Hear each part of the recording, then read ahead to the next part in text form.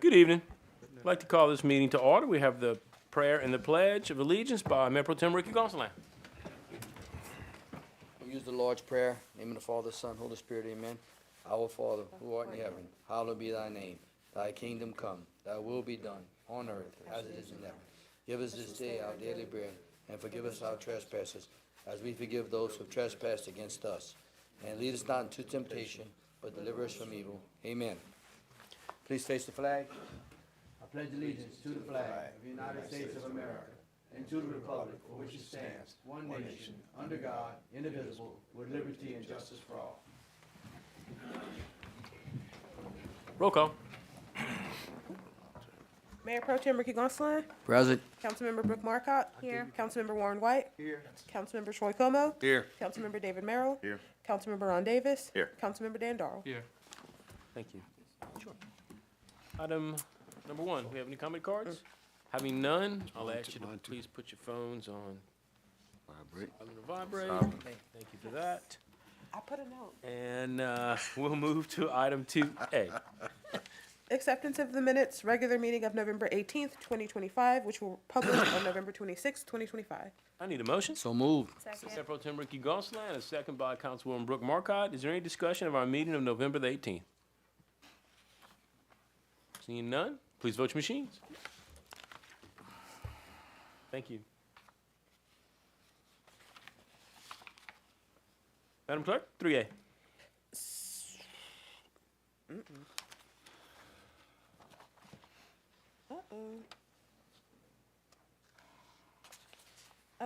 Ordinance number 2025-30, an ordinance amending the City of New Iberia Code of Ordinances related to the storage of tires at tire businesses. I need a motion to open this public hearing. Motion. Second. Councilman David Merrill and Councilman Warren White. Is there any discussion from the public on this item? Seeing none, I need a motion to close. So moved. Mayor Pro Tem Ricky Gonsalas, Councilman Ron Davis, God bless you. Now I need a main motion. Motion. Second. Motion by Councilwoman Brooke Marcotte, and a second by Councilman Warren White. Is there any discussion on the main motion?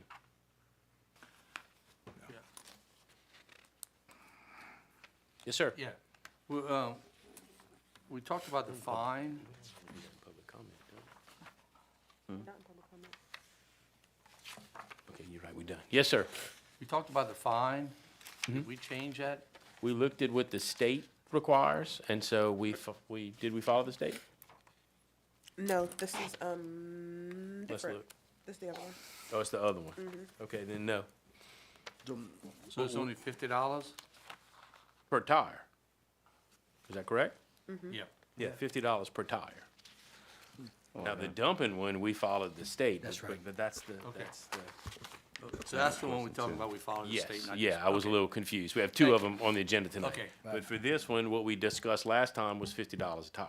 Okay, thank you. I think Councilman Ron Davis had his hand up next, and I will come around. Yeah, I was just looking at, which would be section 22-184, A, where it speaks of the improper storage or display of one or more tires shall constitute a separate offense per tire and be punishable by a fine of $50 for each improper stored tire on the location. That on the location is the, on location of the tire business. So that's saying that if something is out of place on that location, not up to specifications, is where the fine takes If those place. tires are left out, like they're not supposed to be, because they're supposed to be picked up at night, if they're left out, then that's a violation, and then you count the number of tires, and it's $50 a tire. Okay, all right. And this goes in effect 12 months as of the effective date. Yeah, in other words, we adopt it. Once we final our adoption, then, you know, we're trying to give everybody time to adjust to our new rules. Good. Okay, yes, sir. Councilman David. So, all of these tile places in New Iberia, they gonna be aware of this? Yes, we're giving them 12 months. And what I would like to do is. Send something out to them. Yes. I'm not saying that I will catch all of them, but I'd like to make that attempt. So all that have occupational licenses, we can find. Right, And you're right. supposed to have an occupational license if you run a business. So we're gonna send it out to all of them and let them know, here's the rules, and you got 12 months to, you know, to get up to speed and clean up. All right. I think that's the fair thing to do. Yeah. Definitely, definitely. We can also use social media, but I think a direct Send letter. it to 'em. Yeah, I'm gonna do both, because you can't, not everybody has Right. social media. you know. Right. And if they get it, they can't say that they haven't received it. Correct. Correct.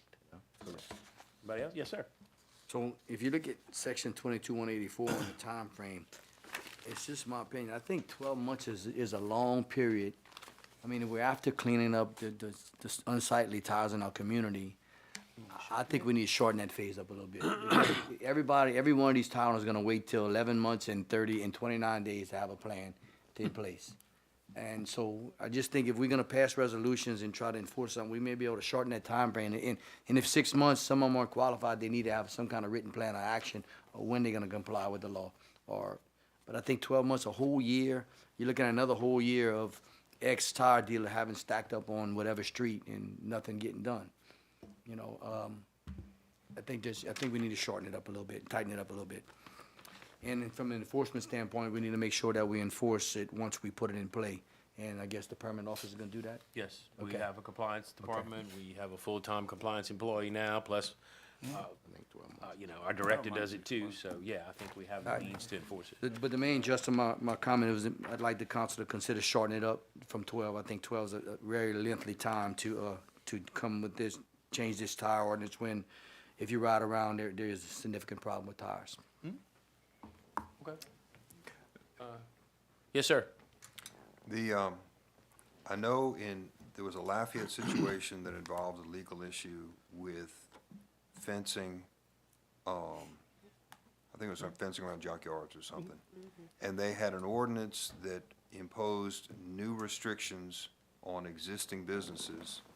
And the argument was made by the business owners that you can't restrict things that are already done, already underway, because of grandfathers, so on and so forth. And that particular ordinance was upheld, and it did allow 12 months. That's the reason I would think 12 months is appropriate. I Now, believe that. how much shorter period you can make that, I don't know. I think with 12 I think months, we're 12 months safe is as far good. as the retroactive argument. But,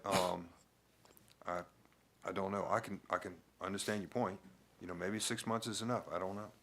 Could maybe we do 6 months and ask them for a plan of action if it's not, I mean, we gotta keep them on top of what the ordinance is gonna provide, cause I just think at the last minute, the last hour is gonna be still the same. Because that's what people do.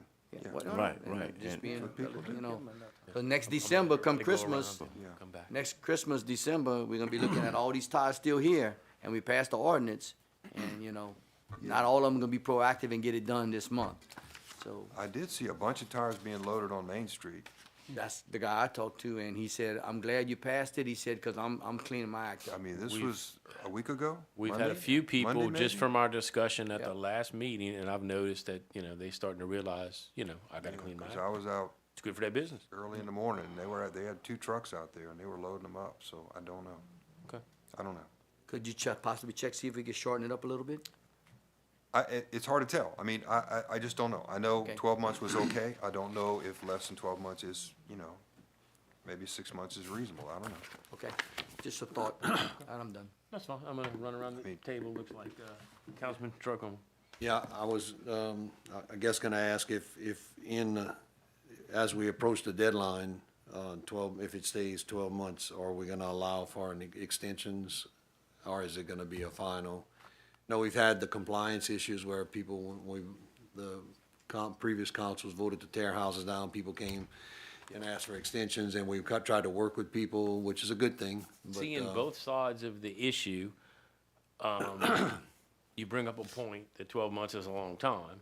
So put it to you like this: if we allow 12 months, we're not gonna allow any extensions. Right, that's my point. That's the Yeah, that's easy. what I'm saying. If That's it. 6 months So- of plan of action. One reason that you allow that time is that when it's done, it's done. Right, that's why I was asking, Yeah, because you if it's 12 months and we allow for Well, no, then, an then extension, we'll, then we might be 2 years Well, then we dealing don't. with. It don't we're make any not- sense to do yeah, it. it Exactly, doesn't and that's make why any I'm bringing sense it to up. do Yes, sir. Those are not things that come before the council again. Exactly. you know, Once like a it's passed. demolition. Yeah, once it's passed. Gotcha, they okay. don't- So the Not- process because is different. those decisions, y'all make them here, you know, based on what people say. That's not gonna be revisited by the council. No, I believe in making deadlines Not a real. long enough so that people have, you know, fair Time. chance to comply, and then making them stick. Rather than making them tight and then making them come back for excuses, with excuses. So, Anything else, sir? I reserve my right to revisit. You always have that right. Anybody else have a comment?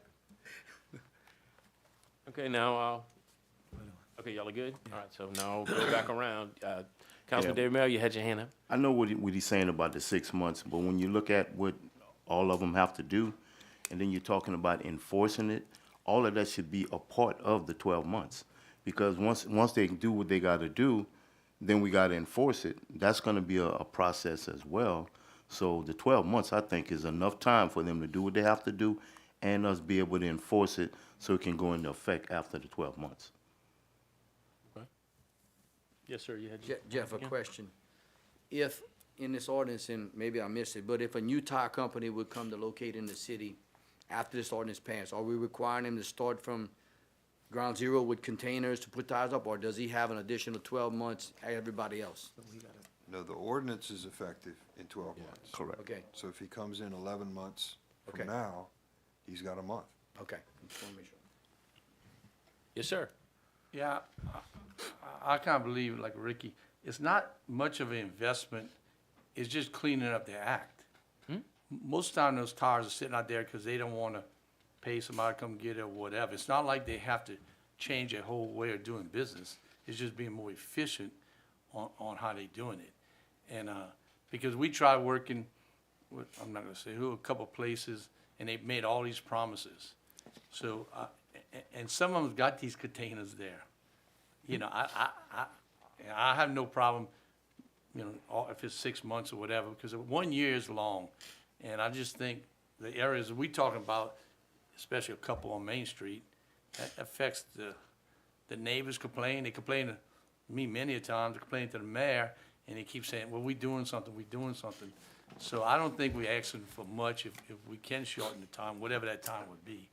But think about it, next Christmas, it might start, Maybe. maybe, that's, to me, that's a long time also. But Okay. I didn't know legally if we could shorten the time, I thought that's why we had it, the 12 months, because legally we couldn't make it shorter when we talking about businesses that, that's been here, you know? You could Well, our attorney last meeting mentioned the business in Lafayette in the 12 Yeah. months. That's why I put 12 months. I listened, yeah. But it could be shorter if you But want, if we if it agreed can on it. be, I mean, Yeah. you know. Y'all could agree on that, yeah. You know? And I don't know, I mean, I hate to talk about individual businesses, but the two that I'm thinking about on Main Street, one of them puts their stuff away Yeah. every evening. Yep, No, they're they the, work- they're the poster child. Man, they work They were Thanksgiving. my inspiration to do work this. every They're day. working They do- Thanksgiving Day. they I do mean, a great work. job. They work. They really do. And the other fellow was loading up, you know, the other operation was loading up Well, they were loading tires. them up. So, I don't know. Unless we, Mayor, make a date, like 6 months from the first of the year. Okay, let me consider. You know what I mean? And give a date, not 6 months, a date, July 1st. whatever. That's the date that you have to abide by these new regulations. Okay. And that'll give them a little Yeah. Yeah. extra time. All right, Councilman Davis, you had your hand up. Yeah, I did. Thank you. I was just looking at the fact that some business, well, the tires have to go inside of buildings, or you have to Or have ship the a container, containers or- and stuff. yes, sir. And I don't know if, I don't know how many businesses that does a tire service we have here in New Iberia. You have any idea, Mayor? How many tire service, how Yes, many sir. companies are tire Yes, businesses? More than you think. More than you think, because they're Bunch of popping up, you know. Yeah, they popping up all over the place. We've had this is 3 true. new ones this year alone in buildings that, you know, I never thought would be a tire shop. Right, Right. But we have quite a few. And why I brought that to attention is because, I mean, some of them are just in a little corner spot that may or may not be able to take the container or have a shelter to put them in. They may be looking for other locations. But it also might stop a tire company coming somewhere that a tire company doesn't fit. Exactly. You have some, Yes. in other words, by passing Oh, this, this is good. you have some examples. Yes, sir. There's a one, I'm not picking on anybody, but there's one I know of, and it was an office building. And then all of a sudden, they stacking tires in the front where it was an office building. If they choose to do that, then they're gonna have to factor in their plan, they gotta bring them in. I think that it might stop some tire businesses, not trying to stop any kind of business coming, we want all we can get, but they'll have to think twice about where they locate. Location. Definitely. So I think that's a plus for passing this, Yeah, I was only speaking in reference to the Right. 6 versus the 12 months, Right, giving them right. time to do what they have to do. Yes, sir. So I don't know if this is out the ordinary and make it a little more complicated, but as what Dan and Troy and myself mentioned, I'm looking at next Christmas and I'm still seeing tires. I just feel uncomfortable if I'm voting on something. I don't want to affect the business financially by moving something, but if you ride around and look at the businesses, most of them are capable of putting these tires up currently. Maybe a few of them need to buy containers. But I'm open to possibly, going 6 months with a 90-day extension if they have a written plan in action. That shortens the whole time frame to 9 months. It cuts 3 months off the longevity, but at least after 6 months, if they're not in compliance, they give us a written plan on why they're not, and to the not to us, but to the permit officer, possibly how they gonna move forward with, coming within compliance. That way it holds their feet to the fire that they're gonna make progress in cleaning up. Just my thoughts. Okay. Yes, sir. You haven't spoken yet. Yeah, I Councilman think Wong. it's just, you saying 6 months and 90 days. If they have a written extension, compliance. Might as well keep it 12 months. Man, that's a year, Warren. Well, Is this your give opinion? them time, like, 3 more months after yeah, 6. 3 months, that's, what, 6, so I that's was 3. thinking 6 months. Want the streets clean before the next Christmas parade. I wouldn't give them no more time. Okay. That's why we have a council, and that's why we're gonna get to vote on stuff. This is government at work. Councilwoman Brooke Markcott. I agree with Mr. Dan about like setting a date, if we do say July 1st. I mean, I kind of like July 1st. Why not? Let everyone know that it needs to be done by then. Keep it nice and easy. I don't know that we need to do a 90-day situation if they have issues. I think that gives them plenty of time. 7 months? They give them 7 months. I'm good with that. Anybody? Yes, sir. So, will they have to get a permit? Because all these regulations, why? They got to get a permit to make sure what they building meets our. If they build something, if you get a shipping container, You you still just, got some easements you talked about. you gotta set it, within the property line, within an easement, but you don't have to have a permit. You might have to have the person that brings your shipping container should have a permit to move it, okay? But you don't need a permit from us. Building a because- building, you may. Building a building, you do. A shipping container, you don't. Sometimes they use the back of a big box truck. Right. Like an 18-wheeler box truck. You wouldn't have to have, anything for that. But if you put a building up, then you have to go through all our other requirements and all our other codes and processes to big get a process. building permit. Yeah, I yeah, said with the 12 months. But I was just wondering, yeah. no problem. But I think the extension is just, give the extension, give 12 months, give 6 months, let's stick with 6 months. But that's just my opinion. Yeah, I'm good with it. I'm just trying to Because- kind of soften it up a little bit. That's why we all get one. Well, Yeah, I mean, because of that's the why we got a scope- button, Because of the scope of work they have to do, it's not that much. No. Because most of these places, they can almost clean up their place and meet it. Most of them, I mean, they got areas, the ones we talking about, that if they just be more efficient, it wouldn't be a big deal, So, yeah, I think sooner the better, because it looks bad. All right. Councilman Troy, come on. I support July 1st. The thought of, that'd be 6.5 months from, give or take, from the time it would be. So if you'd entertain that as a motion Yeah, to, that's a amend? motion. Then we have a motion by Councilman Troy Como to change the date to July 1st, July Yeah, 1st. I'll second it. 2026. We have a second by Councilwoman Brooke Markcott. Is there any discussion on this? Just unless there's some legal ramifications that it doesn't meet. in We our won't know term. till we know. Well, we don't know. but I'm That's saying. something I I don't wanted know. to talk about. Okay. Yeah, I don't so, know. so we doing this. we- Contingent upon the legality of Yeah. it. Well, I mean, Well, once we pass it, we won't find out about the legality unless. That's fine. Roll the dice. Yeah, I mean, yeah, and that's not a problem. We just need to We're a all work in understand progress.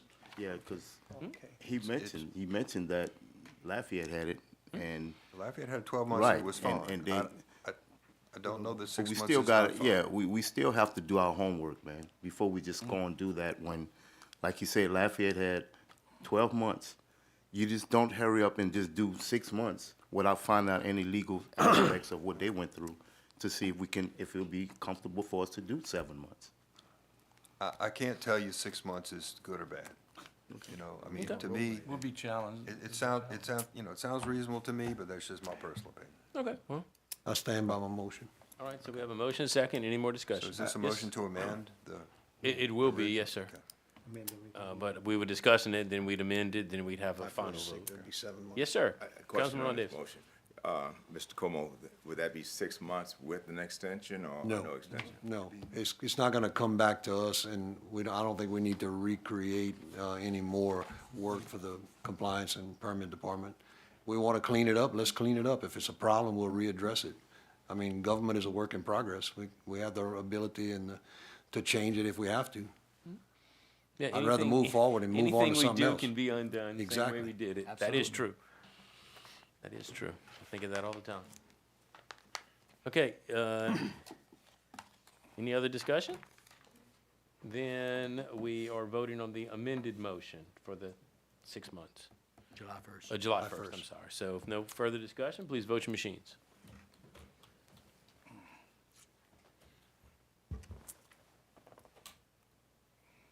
Okay, then the amendment passes. Now we have to vote on the main amended motion. So do I have I need a motion. I so moved. Mayor Pro Tem Ricky Gonsalas, I need a second. Second? Okay. Councilman Troy Como, is there any discussion on this main motion amended? Everybody good? Then please vote your machines. All right, thank y'all. Good discussion. Appreciate it. Either way, we all on board with cleaning our community up, so it's a good thing. Madam Clerk? Resolution number 25-154, a resolution awarding contract to Minville Lumber Company Incorporated for the Pepperplex renovation project, Phase 2, FPNT number 50MO1-2301, and authorizing the mayor to execute any and all documentation in connection therewith. All contingent upon approval from the Office of Facility Planning and Control. This is a 2.8 construction contract, total of 3.3 with our match and architectural fees. And after we do the motion in the second, then David's gonna give a little presentation so that we all know exactly what we're getting in this phase. I move. I have a motion Move. by Councilman Troy Como, and a second by Councilman Dan Doyle, and I'll turn it over to you. All right, good evening. Laney, you want to pull that up? So I just want to kind of go over what the scope of work is on this project. We met with ELL and Iberia Soccer early on the design of this project, as well as with Richard. And it's been a very hands-on process to iron out all the different items. And we've had some other projects kind of come into mix that we had to make some adjustments on this one for. But at the end of the day, this is kind of what was bidded. And then we can look at the bids and see what we had to do for the deducts. So, Laney, can you go to the colored one? It's just those two? Yeah. Okay. All right, that's fine. All right, so there is a softball field in the older field cluster that's going to get turfed. It's the only field that did not get turfed from the first phase, and that's the infield. We'll have a new office building at the entrance of the parking lot near Sucrose Drive. We'll have, and it's about a 1,300 square foot office building. It will replace the functionality that is currently in the portable office building toward the back of the parking lot before you enter into the larger field clusters. So this will be more upfront for security purposes, for sort of flagship, and to give a lot of visibility for the staff to see everyone that enters this parking lot. This parking lot, this existing parking lot, the main one, is the main parking for this facility. There'll be no more parking along the narrow road that's along the soccer fields. That road right there is being part of the Queen City extension, which is currently under construction. And in order to prevent people from parking along there, which is also a safety issue, we're putting a chain link fence along that whole road from Sucrose all the way to the back canal. So this will prevent soccer balls and kids from running into this road, which is now accessible for the general public to get to Center Street. So will the office be part of in the parking lot? Right where her little mouse is where Right the on the office edge. is. Towards the entrance? Yes, sir. Yeah. Main parking lot on the right? Yeah, and we're extending the parking lot, so it's longer. We're adding 100 Right. spaces. So see the bottom loop on the, it says Sucrose Drive? Uh-huh. The office. And then you building. turn into the left, and that brings you into the gravel parking lot. And so the office is right there at the entrance of that parking lot. So you're adding about how many more parking spots? 100, 180. 180 limestone parking. So you can see the darker shaded area. Uh-huh. That's the expansion of the parking lot. That does not exist now. That will be added as limestone. But the fence is going by the soccer fields. We do have a fence by the soccer fields, which is Under the Correct. power line? Yeah. We also have fences that corral you to one entrance, which is a big yes. So control factor for the concession stands. You know, the Freemans have a contract. People are still bringing in a lot of stuff. So we need to control it like every other park is that, you know, you buy from our concession stand and have a central location. It seems like the entrance is small. The entrance to drive into the parking That's- lot. that's the existing entrance point. So the new entrance is be there, but it's gonna be bigger? No, that is the. We're not increasing the size of the entrance. Yeah, we That's didn't change the part. entrance. How wide is that thing? Seems like when I went there, it wasn't that It's wide, but it maybe Like so. 35, almost Oh. 40 feet. Yeah, it's pretty wide. Okay. It's pretty wide. This is a very big plan. This is a very big site. So Yeah. the scale of it. Small might be a scale, little- big I didn't know site. if people can go in and come out without the Yeah, traffic. Oh, yeah. they can. 'Cause yeah. if you think of That's it your question. now, we don't have this second road, so everybody's going in. Hundreds Right. of people are going in and out in a day. Will the visibility be there, and will they have cameras in that area? Yes, the Yes. building will have capable of cameras. The building, there's some floor plans we'll get to. They And I'll actually, have we two- put glass I'll have pretty two much prime. like a full, almost like 270 degrees. Just want to make sure the You visibility can see is people there for coming us. down Sucrose Drive, and you can see people all the way to that back field. So they have full visibility. We really focused on that. Okay. Richard can sit at his desk, and it's like a control station. He can see All right, across the whole park. that's what I want to know. And the next thing, we'll have 2 crime cameras, and they'll be situated so that we can see the new entry as well as all the park. That's why I have 2 cameras coming. So between that and the office cameras, we should be good. Yeah. As Freddie touched on, we are adding another chain link fence barrier. Lane, if you zoom in a little bit more toward the parking lot, when you are in the parking lot and you start to progress to the soccer fields or the baseball fields, you will have to go through 3 points. There's going to be, it's the A, B, and C, actually 4 points, A, B, and C, and D. So those locations are what we call the security entry points. This helps to control, you know, what's brought into the park. Every major park like this has a controlled entry. You can use it for ticket admissions if you need for a tournament. But it really just kind of helps to focus people to points of security and as they get into the park. So we have those at each one of the handicap accessible areas. So there is a fence that will run along that barrier. And we do have some sidewalks now that will be linking. So people can get out of the parking lot, get to a sidewalk, walk the sidewalk to one of the Sidewalk all the way entries, to entry in get and out. into the Yeah. facility. Okay. And then once they're inside, we have another set of sidewalks you could see running that's connecting the 2 field clusters together that previously did not exist. So accessibility for strollers, for wheelchairs, you name it, is keeping people out of the mud and now walking on paved surfaces everywhere. You can see times when you're there, people are struggling, you know, it's very Can we needed. ask the question now or wait till you Yeah, say? no, you can. Yeah, shoot. So interest is, you have 3 of them going, like to soccer fields, to ball fields and other ball fields, right? Number 4. Are they gonna be labeled so people know what ball field? Yes. Yes. We have That's the other part that's lacking right now. Yeah. So we have signage planned where we'll have some nice, like big, tall vertical signs that will be over the cars. and you'll see it's like Group A, soccer fields A, baseball fields B, C, and it'll really be like a good orientation for people to know that this The is the group arrows they and need stuff to like go that to. too. Yeah. The Somewhat park's of a growing up. directory. The park's Nice growing. colorful signs, put some soccer balls, baseballs, you know, make it fun, and it's all part of the branding too. You know, the park needs some Right, branding, so just kind of helps tie it all together. But yeah, that's going to be right at A, B, and C. A, B, and D. We have area designated for those signs. That's a And, big deal. and there's also a light pole at each one of those locations too, for security purposes, to show you that this is the entry point too. So, Have those, signs been designed yet, or you just No. got No. theoretical? just know they need to be tall and vertical, but we have not designed anything yet. I would just offer in some previous conversations about potential sponsorships that we might be able to add a sponsorship sign to I have that. some stuff coming at that, after we vote on this, I have some more stuff coming. Yeah, for when that, for each mean gate. I sponsorship for know each we gate? could- Yeah, that's a great I idea. got some stuff coming for that. There's so many opportunities to put sponsorships Right. around on I'll this be park. showing that in a few minutes. Yeah. All right, so the older restroom and concession building closer to the soccer fields and the softball fields, we do have some work into the restroom area. We're just gonna do a little bit of refurbishment to kind of dress that up.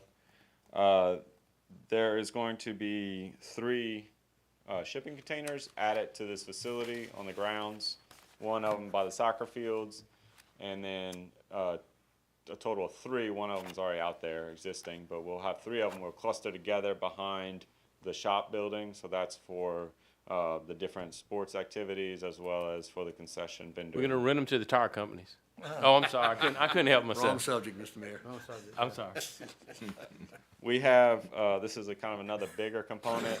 The existing batting cages, there's 6 batting spots, and we're going to preserve the same size, but we're gonna basically just keep the slab, take everything else away, build a pavilion over it, so now it's covered. Okay. And then we're gonna put new netting, lighting, we have electrical, there'll be some water. We're also gonna add some soft toss batting stations. So really you have a total of 10 different stations to hit. So this is gonna be a big upgrade for the facility. We'll have the sidewalk accessibility, to help bring, you know, the 2 baseball clusters. It's kind of right in the middle, so it's kind of shared.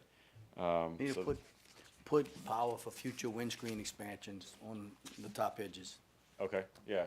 I mean, this is we a can drop down. this is a pre-engineered Yeah, metal maybe, use building. That'd be cool. So you put Pre-engineered your power metal now. building, so it's definitely going to be strong enough to handle anything like that. Yeah. I like that. All right. The baseball field grouping of 1, 2, and 3, which is the one you see, the smaller grouping. Currently, those lights are the original lighting. The other ball fields on the right side, the north side of the park, have already been upgraded to Musco lighting. It's an LED lighting system. It's very sophisticated. We're going to be doing that to those To those, no 1, 2, and 3 now. Right. So those are all going to get upgraded. Keeping the poles, they just go in and they put in these new light heads. There's also going to be some ball trackers, which is a feature that shines light upward, not downward, so you can see the balls at night when they're pop flies and stuff. And then there'll be some security lighting added onto those poles as well. What kind of lighting the soccer field has? So that's another item on here. So the first soccer field, A, currently has Musco lighting. That was an upgrade from the first phase. Fields B and C are now going to get Musco lighting. So that would be all the poles that currently exist on this facility are upgrading to Musco lighting. By using. It's gonna be Those are about 20 increase in, years old, 20, 21 years old. Yeah, the fiberglass Yeah, poles. we know. Yeah. We had them checked out, though. Yeah. A big increase in our electrical part of it, huh? Yes, sir. Well, the LEDs should help. Yes, Yeah, LEDs will yes. help. Yeah, So they will. halides are a And lot more they- expensive to operate. This company, this product has really good warranties. You know, they can sense when a light is out before the field manager knows the light's out. So they'll come out there and Yeah, they take have care a of it. program that could help with that, yeah. All right, that's good. Yeah, so they use these on, you know, professional fields. It's just a really high quality light. A lot of people like it for that purpose. All right, and then we have an allowance established in the project for the cross-country trail. We have not laid it out yet, but we do have amount of money dedicated for it, so that's gonna be in the project. We'll work with any kind of, sport teams and things like that to help lay out a track. I think they have a track, we just need to maybe do some upgrades to it to make it a little bit more accessible. So would that money be feasible enough to be able to handle? Yeah, it will address whatever we need to address with some crossovers and maybe do a little bit of clearing and things like that. So, cross-country is already pretty natural. You don't really want to create too much of a man-made type of fix to it. It's supposed to be pretty rugged, but there are some areas that I guess are low lining, or we have to do some ditch crossovers and things like that just to Okay. make it a little bit easier. But there's a big need for it. I mean, Right, we've right. asked about it a lot. Yeah, just another program for the facility. We touched on the security's lighting, so that's again lighting around main pedestrian walk areas. We're talking about lighting in the parking lot now. We currently have some lights there. They're quite old and they actually aren't serviced on the facility. I think they're utility lights. So we're gonna replace those with lights explicitly for the facility. So and because we're doing an expansion, we'll have need for more lighting too for the parking lot. So all new lighting for there. It's gonna make a big impact. All these light poles, everyone's a sponsorship. Put a big vertical banner on it. Oh, yeah. Yes, sir. New sidewalks like we talked about,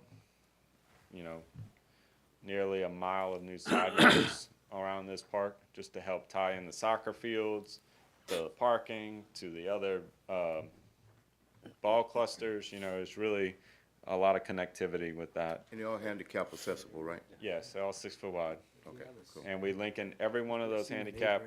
You could park at a handicap stall, get out of the car, and you would be on paved surfacing All right. all the way to a ball field. Cool. Yeah, complete routes. Good. Yeah. Talked about the limestone parking lot expansion, additional site signage throughout the park, new soccer field storage container, new soccer field fence at the road. We'll do some landscaping where we can. We talked about upgrading field 2 and 3 of the soccer to Musco. And we are gonna add a gate, security gate, at the entrance of Queen City Boulevard, which is gonna be right behind Lowe's. That's where it currently enters. We'll have a metal gate like we have at the other 2 entry points. So that way there's a full, control, just to lock that road down whenever it's not in use. So there's a lot of other little miscellaneous small things with drainage improvements, but, What just to road are help. you talking about? The new road? The new road. So it won't be open all the time? Well, we want a gate. We want to be able to close our park. Oh, We're gonna have to have a gate just like we do now. No, No man. gate? No, No, man. no, they just swing, And But steel swing when gates. we lock the Petplex down every day, all right, we have to. You'll end up with a kid with a 4-wheeler, or we've had Yeah. that happen. We've had 4-wheel drive trucks come and play around. but I didn't know the road was gonna be, okay. Yeah. That'll be on both ends. Correct, so currently there's a Sucrose gate and- at Sucrose. Right, that'll On that stay. soccer field, that will That'll stay. Mm-hmm. There's a gate at the entrance to the parking lot, the big parking lot, that stays, that's existing. We will match that and put another gate right behind Lowe's at That's a that good entry idea. point. Yeah. That's right there between the hotels and Lowe's. Yes. Correct, it's Yes, where sir. where the concrete ends and the gravel starts. That's it? That's all the scope of work on this. Questions, comments? Yeah, I have a question. Okay, everybody, Councilman Dahl, just look at I'm me a, first, I'm we'll a, go around. I'm a, 2 people questioned me about this, I know nothing about sports. But the transition between the, I know this might not be part of this project, between the turf and the grass. Had that discussion. You know where the turf ends and the dirt starts? They said the transition is very bad and it's 2 different levels. Okay. So when people are running in, they could trip. Yeah, at the time that we did the facility, it probably has settled some, so that, the facility will need to do some backfilling of some sand to try to help build that back up. But that is a requirement for the new construction, is to have a level transition Every leveled off. between, you don't wanna go too high, you don't wanna go too low, but it has to be level. So, but over time, it does wear or it settles, so it's kind of a maintenance thing just to backfill it. Because it seems like, I just started going over there because I have some grandkids that's gone over there. And It just seems like where the turf is and then the grass is, it's got like dirt all the way. That might have been their efforts to help actually try to build that back up. They might have put some dirt there to, I was just wondering. yeah. Okay. Has nothing to do with the project, but Yeah, well, I said I would No, ask it's about it. something, it's definitely something we're aware of. part of the use, you know? Yeah, That's a yeah. big difference. Good. Who was next? I'm not following that. We gonna have lighting on the new road? That work was originally part of the project, but then you had some other funds to deal with the lighting on Queen City. The Yeah. light on the new gravel road? Yeah, we have, I want to say we have a budget of $100,000. We were working, trying to meet that. I've done that with Chandler. Yeah, Since he yeah. did the road. So we have that and we are working through that right now. I know they're getting prices and that hadn't come back to me yet, but. Yeah. I- Same with the guardrails on the Right, crossover. right. Just like, Okay. So in we- Chandler's project, they're we don't want- doing, we we want to switched eliminate the from. dark areas. Right, we switched from guardrails to concrete walls, which was a better deal, so, but that's coming in the other project. And the only access to, oh, I'm sorry. That's okay. I'm done. Just a quick, the only access to the gravel road to the Queen City Drive extension is from Sucrose. There'll be no other access through the park. as No, of that's the right- for only right point. now. You have to go through Sucrose, Yes. right? So you leave the park, you gotta get on Sucrose, then turn Yeah. right on. Technically, I guess because we're adding this fence now, you would be outside of the park boundaries, and you would be entering along the side of it as an accessible route, you know, along where it is now, pretty much, and then link up to the new drive. So that whole area will be fenced off, so you can't really drive through it unless, and the gates, there's gate systems too, you know, so. Right. Definitely keeps it controlled. Yep. Yes, ma'am. Councilwoman. We're turfing the batting cages, right? Correct. Okay, I just wanted to make sure that wasn't forgotten about, because the cement messes with the balls. We have turf on the batting cages, a special turf for batting cages. Okay. We also have hitting mats as part of the project. Okay, And we have new pitching guards. okay, Yeah, yeah, L screens. Mhm. yeah, screens. Do we have someone that manages the new lights right now that we put on those big fields? Because center field's kind of dark. Like, do they turn them? No, they've all No? been adjusted Yeah. to the minimum, at least to meet the minimum foot candle requirements. Okay, You know, that's the goal was to at least meet the minimum. Try not to go below the minimum. If it's an issue of more lighting needed, I don't think you can put more lights on the existing poles. It would have to be sort of expansion, like Right. you'd have to put outfield oh, I just thought you poles. could like redirect them a certain way. I think they've already done they that. already Oh. did that as much as they can. So, Okay, gotcha. Yeah. Okay, I'm done for now. Okay.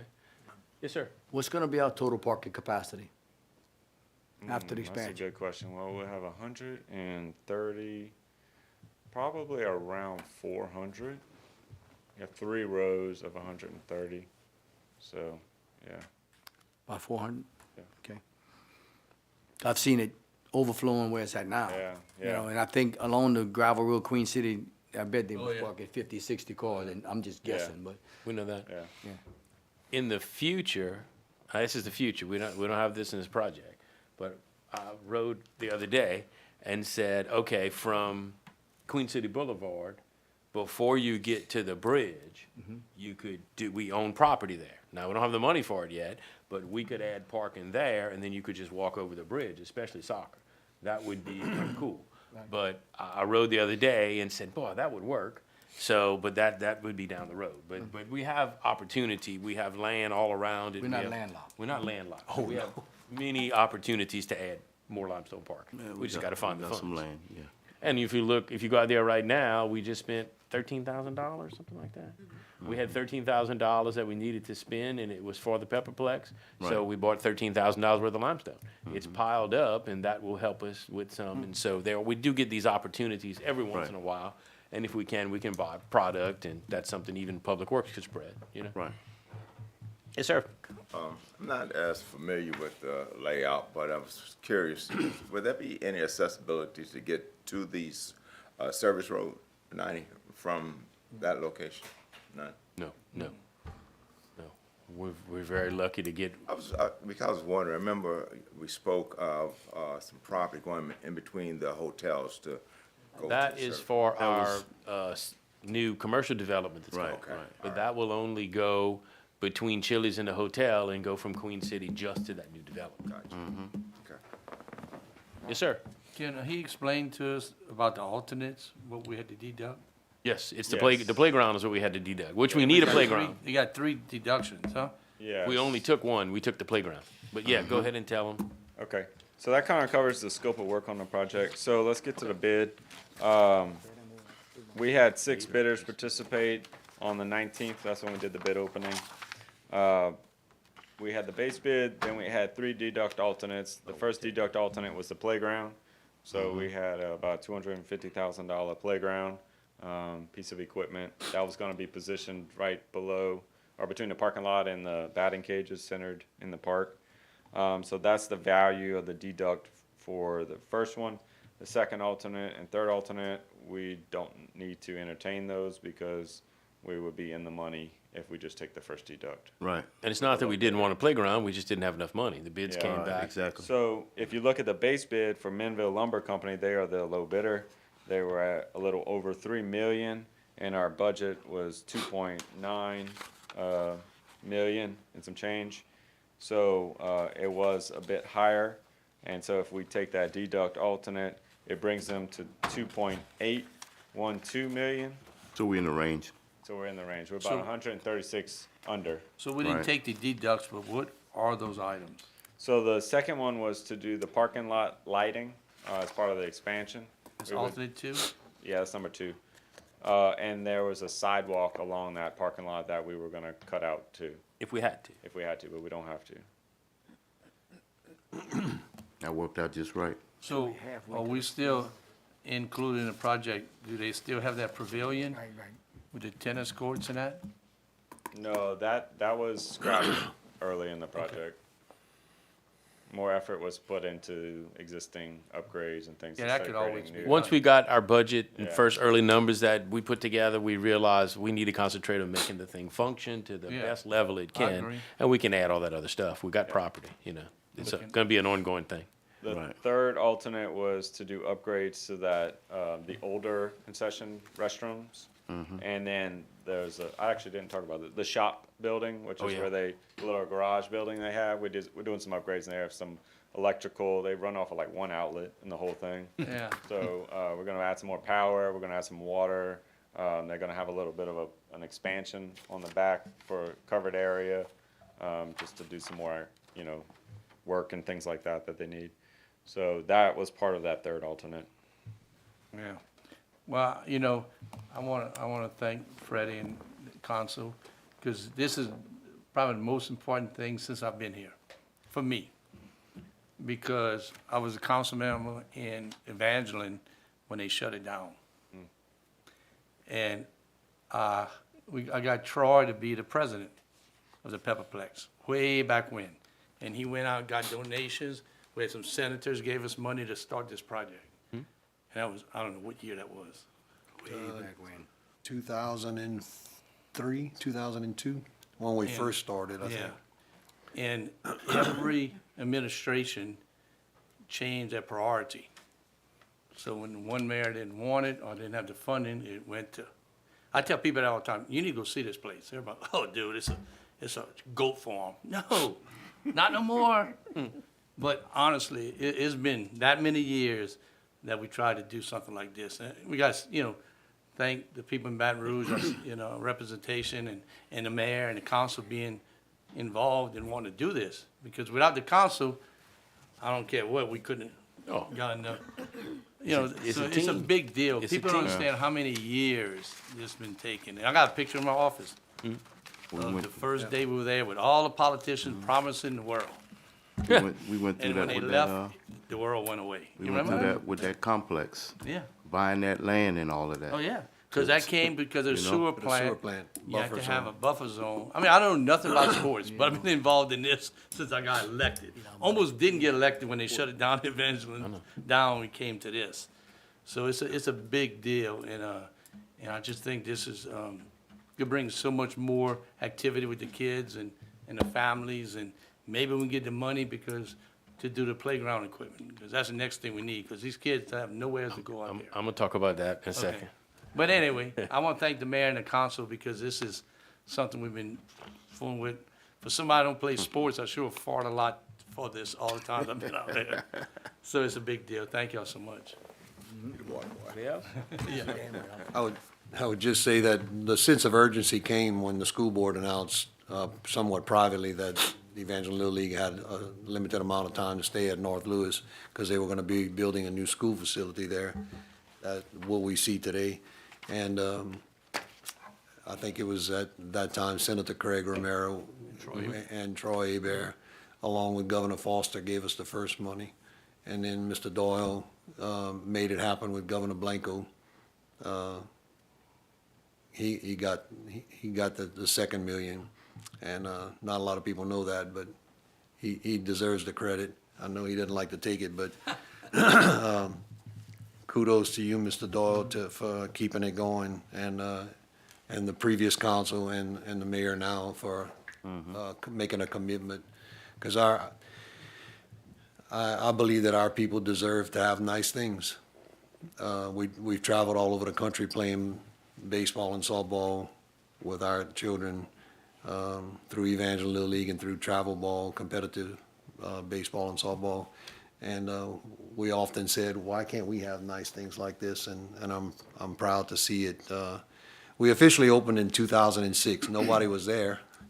But we officially proclaimed the park open in 2006. So it's been a long road for myself as well, and Mr. Doyle. And Mr. Gonsoulin was one of the original board members as well. 6 to 25. Yeah. So it's a big deal for the community, but it's a big deal for, as much for those of us who have been there from the beginning. So thank you, Mayor, for following up. I know I mentioned it before. I don't want us to forget, it'd be great to plant some trees in between the sewer plant and the ballpark. Yes, ma'am. I don't disagree. Okay, thank you. Anybody else? Your turn. Then, I have one other thing. Okay. So, Minville Lumber is the low bidder on this project, and we didn't talk about time frame, but we have a year year. for construction. So, Okay. we're looking at pretty much starting 1st of January and go through the whole year. yep. Okay, this time I ask you to vote your machines so we finish our business. So if there's no other questions or comments, please vote your machines. Thank you. Now I have a couple more things that are Pepperplex related. Okay, I'm just gonna go through a quick timeline and a dollar amount, just so we kinda all know of what's been happening, at least since I've been the mayor. In 2020, we met with some groups who were all involved with the Pepperplex. I had an idea, said, if you want, I can go after funding. We'll make this work. I don't know how yet, but we'll make it work. Everybody said, because we had nothing to build on except what you guys did from 2006. But it was to the point that it wasn't funded. It was the parents were keeping it going. Kudos to every one of y'all who were on those boards. People cut grass, people marked fields. I mean, it went on for years. So by the time I came along, they were like, if you got an idea and think we can do this, we're ready. We included it in our master study in 2020. Didn't know what we were going to do yet, but said, what an asset that we're not utilizing, okay? And this will also show you how long it takes to do something in government. In 2021, we formed an economic development district. What that district ended up doing was paying for about half the overhead, and we floated a bond for $3.5 million. $3 million, then we've, along the way, put up some other money. So in 2022, we bonded out a little over $3 million in improvements. So that was phase one. That's what you see now. In 2023, phase one was complete, okay? In 2023, we also purchased a property behind Lowe's to get to Queen City to get our second exit out, okay? That was $275,000, but we have property left there. Then in 2023, we got money from state capital outlay of $1.5 million. But the money didn't come for a year, all right? By the second year, which 2024, they basically said, we're gonna give you an addition, you've been waiting, we're gonna give you an additional $1 million. So now you're getting $2.5 million, but it's gonna be about a year till you get the money. but we got an additional $1 million. I mean, I think it was great. The Baton Rouge came through for us. So in 2025, the road project and the bridge started, which is almost, it's another few months, it'll be wrapped up. So that happened in 2025. So here tonight, we're awarding the capital outlay project of the money that we got in 23 and 24, just to show how long it takes. So we're awarding the $2.8 million project, plus we have our match, which encompasses our match and the architectural to bring that total investment to $3.3 million. So in 2026, throughout the whole year, this construction project will go on. So this phase 3 will be finished January of 2027. So it just kind of puts into perspective how long it takes, to do this. But I just wanted you to know that. The next thing I want to talk about, because we had always said, I didn't think it would take this long, when we got to the last phase that people could really see, one, we're committed, number two, look at what we have already and look at where we're heading, that we would open up sponsorships, which I'm going to ask you all to help, as you always do. Anybody can sell a sponsorship, So what I'd like to do, if we can put up, this is the beginnings. I also see many things we can add. But if you look at it and looking what other ballparks do, I'll just run through a few things. Baseball field naming, people do that for $12,000 a year and commit to 5 years. Soccer field, same thing. The batting cage is going to be a great one because we're going to have a really cool batting cage. You can have the whole facility named after you. You can have the parking lot entrance. You can have the new drive at the south gate. You can have the new pavilion that we constructed. You can have signs in the parking lot. You can have small signs, large signs throughout the whole park.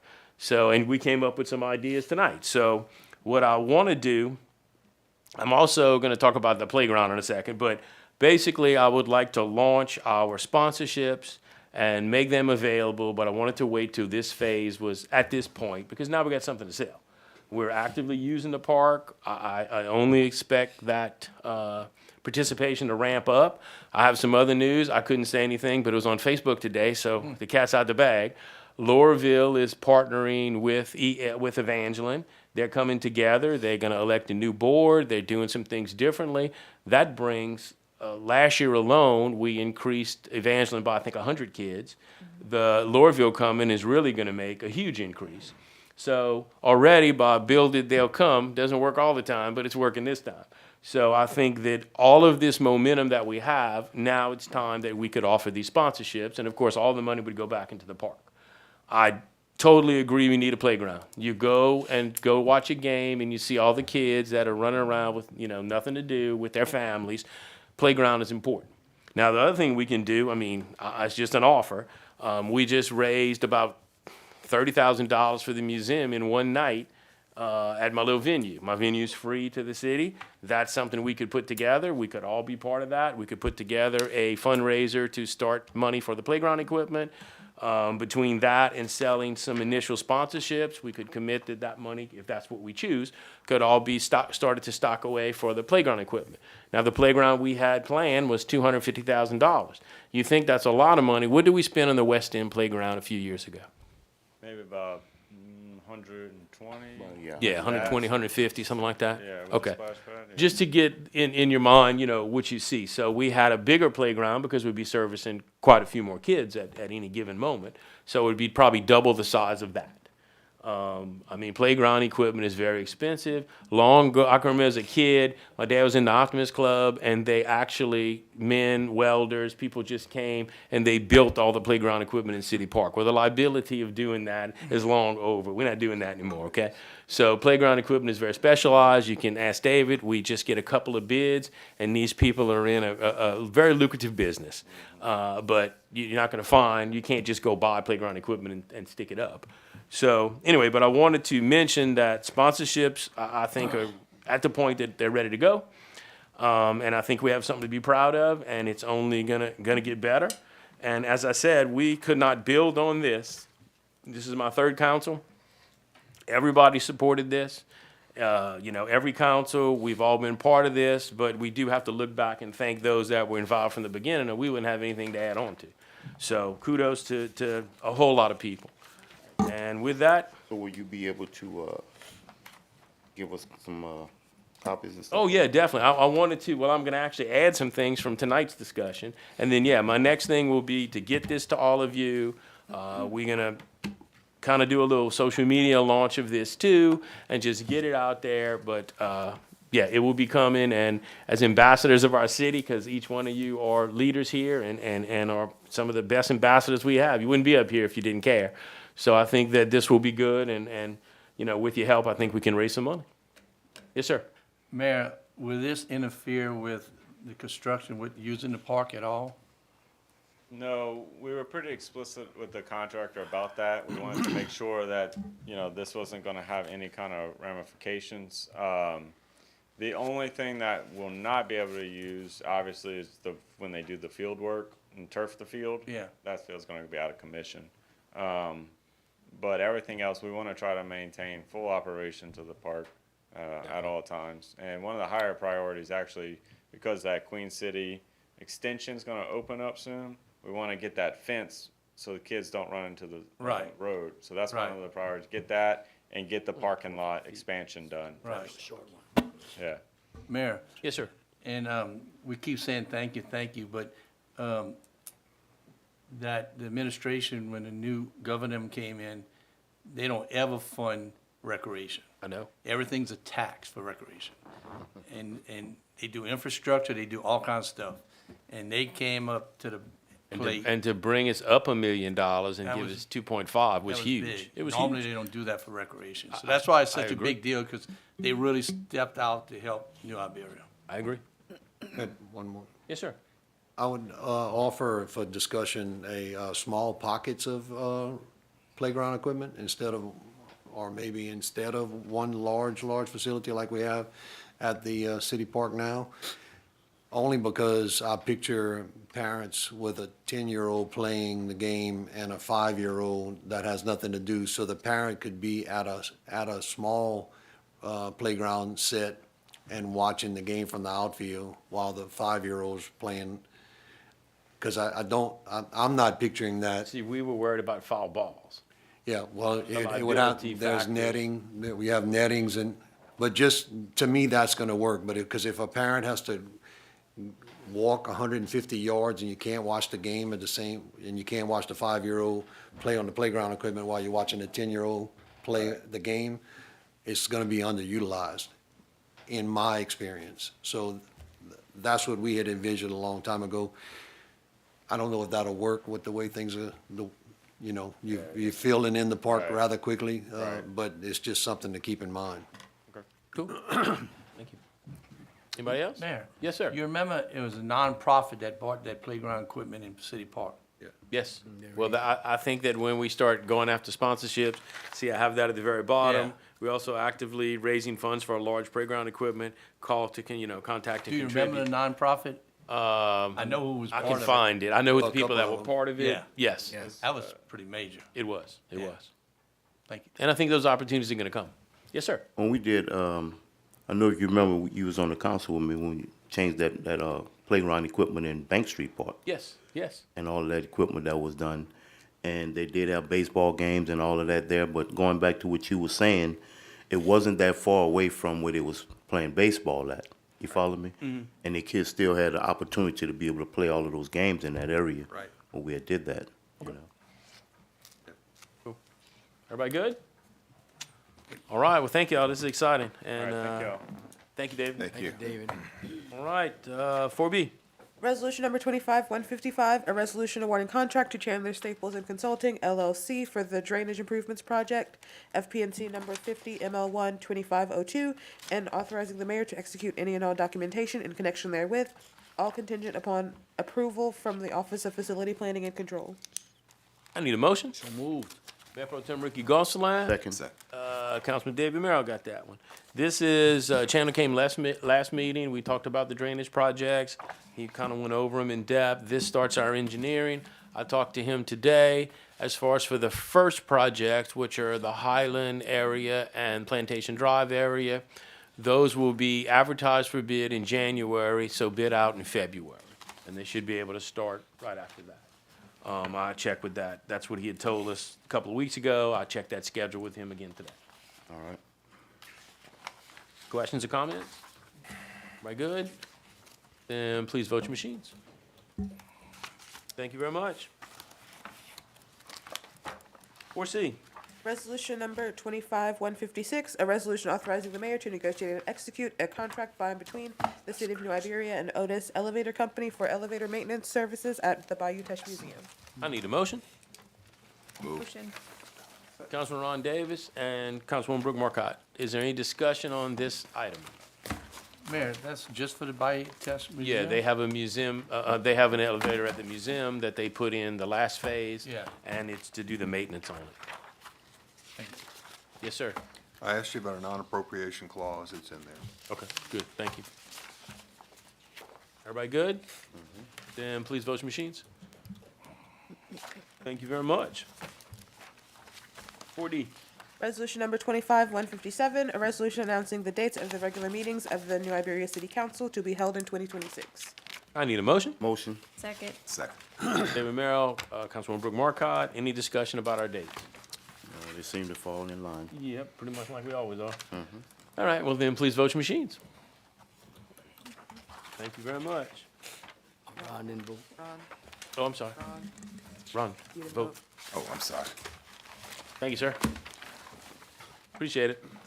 4E, Resolution number 25-158, a resolution rescinding resolution number 25-107, which awarded contract to Over the Horizon LLC for the demolition of a structure located at 1608 Elm Street, District 3, and authorizing the mayor to execute any and all documentation in connection therewith. Move. Second. what's that? Yeah, we don't have to vote on it. We're gonna delete this. We talked to the state today, and we'll be able to award. So we need to do an amended motion to award? Nope. We don't have to do anything. Nope, just Because delete we the next two. awarded them last time. Previous action. Okay, so previous action stands, so all we have to do is delete it. Do we have a vote to delete? Yep. Yep, I need a that's what motion to I'm- delete. I'll move. I got a motion to delete by Mayor Pro Tem Ricky Gonsalas, second by Councilman Troy Como. Any discussion? Delete 25-158. Yes, sir. Then please vote your machines. Thank you very much. 4F. Resolution number 25-159, a resolution awarding demolition contract for their fiscal year 2023 clearance program to Lathan Construction and authorizing the mayor to execute any and all documentation in connection therewith. I need a motion Move. to delete. Sorry, I didn't Move get to the pen. delete, yeah. Okay, move to delete by Councilman Troy Como. Second. And a second by Mayor Pro Tem Ricky Gonsalas. Any discussion on this delete motion? Another deleter. And please vote your machines. Thank you. 4G. Resolution number 25-160, a resolution approving change order number 1 for the fiscal year 2023 clearance program and authorizing the mayor to execute any and all documentation in connection therewith. Just to tell you, this house burnt in the time we were waiting to demo it, and so now the demolition costs are going up $12,000. Because now it's burnt, and they gotta clean up what's burnt. So we don't really have a choice, Where's that house? and because it has asbestos. Bolton. Fulton It's in my Yeah, district. and it has asbestos. Yeah. So now the asbestos is really broad, Which is fireproof. which is fireproof, but it costs more money to get rid of it. I thought it would have been cheaper after it burned down. Yeah, well, doesn't work that Best way. don't burn. Ain't much enough. Yep, so do I have a motion? So move. Second. Representative Rick Gonsalas, Councilman Warren White, is there any discussion on this? It's crazy. Everybody good Question. with it? It's crazy for the record. We gonna get the money, we gonna do it, when they gonna Well, jump on this it? is, these are pretty much ready to go. Yeah, Some are done, actually, so. that house need to, that It house does. need to roll out. Oh, yeah. That one's been ready to go. Then, please vote your machines. It does need to roll out.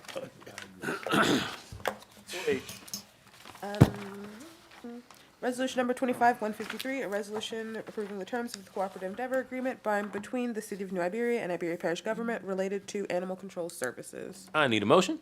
Motion. Mayor Pro Tem, Councilman David Merrill and I think, Councilman Troy Como. Hey, I didn't call you Dan this No, time. no, you didn't. Shane, Mayor Pro Tem. still got time. Yeah, you know, Just don't call me coach. okay, I won't call you coach. We only got one coach. All right, this is, we talked about this at the last meeting, and then we made some amendments and adjustments and kind of tried to consider what everybody, contributed, so I'm opening it up for discussion. Yes, sir. Okay, Mayor, on the, about the dog catcher. We have it that we're gonna have a dog catcher 24 hours a day, 7 days a week. We're gonna have either a dog catcher or a contract, and it will be one or the other. But yeah, they will be on call. So They will work we regular didn't work- hours. We didn't work around that salary yet, right? I'm in the process of I'm gonna be bringing it to you in a form. I wanna get this approved first. When this is approved, I'll be bringing the next step. The next step is either I'm gonna hire somebody or I've got a quote for a contractor. So, because I think right now, I'm trying to think in the past, if we had a dog catcher, and I could be wrong, I'm just trying to remember when it used to be, is, Was a very long time ago. yeah, it was, 5 days a week, and then on weekends, it was for And that's emergency in what it case would somebody be. gets. That's what it would be. The way Okay. it's worded, but it would be 5 days a week and then on call on the weekend. Okay, Yes, sir. thank you. Yes, sir. Yeah, I wasn't here, but Yeah. 2 years contract. Yes, sir. 2 years time frame. Are we looking at, still looking further down the line at what we possibly might be looking at further? After, 2 years can come pretty quick, so. Yeah, I mean, we can always talk about it, but, Yeah, right right. now with the amount of stuff we got going on, Right, we'll take a right. little we can still talk about it, but we'll take a little breather if we get through all of this. Yeah. This is gonna be, much more expensive for us. I'm not saying it's not worth it, but, the price of this has gone up drastically Right. compared to when we got here. Right, And right. then it's a pretty good sized jump from the current contract to this contract. Right, So, we gotta, And I'm not we looking gotta at it chew, we something bite, fast, so. but I'm just saying, I understand. future reference. Yeah, because, well, it's a time 2-year passes contract, pretty so fast. 2 years Yeah. does go by pretty quick. Yeah, that's all I'm saying, I agree with that. Anybody else? Yes, sir. So in our previous discussion, last meeting, I had asked for us to consider possibly letting the state come inspect the facility on a quarterly basis or biannually basis to make sure we're in compliance, since we are renting kennels from the parish. Okay. So I just want to make sure the facility stays within compliance at all state regulations. So I'm requesting that we make sure we get an inspection from the state biannually, quarterly, whatever you guys think, so we can get a report back saying that, hey, everything's on the up and up and we're moving forward. If that's within the realm of the possibility. Okay.